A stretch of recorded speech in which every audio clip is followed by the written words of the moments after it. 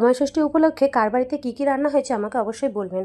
আজকে আমাদের বাড়িতে রান্না হয়েছে দেখুন, প্রথমে দিয়ে দিয়েছে মা সাদা ভাত, আর এখানে দিয়ে দিয়েছে আলু ভাজা আর করলা ভাজা, মানে কাঁকরোল ভাজা যেটাকে বলে, কুমড়ো ভাজা, পটল ভাজা, ভেন্ডি ভাজা, 5 রকমের ভাজা।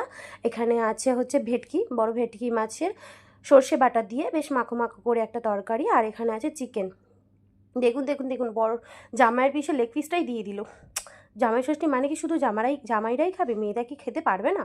দেখুন এখানে আছে আমের চাটনি, বেশ টক টক মিষ্টি মিষ্টি আমের চাটনিটা বেশ ভালো লাগছিলো খেতে।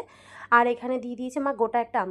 আচ্ছা, এখানে আমাদের খাসির মাংস হয়নি, কারণ আমাদের যে জামাই মানে আমার বর, উনি স্পেশালি খাসির মাংস বা দুধ জাতীয় কোনো কিছু খান না। তাই আমাদের সিম্পলভাবে প্রত্যেক বছর এরকম করেই জামাইষষ্ঠী পালন করা হয়।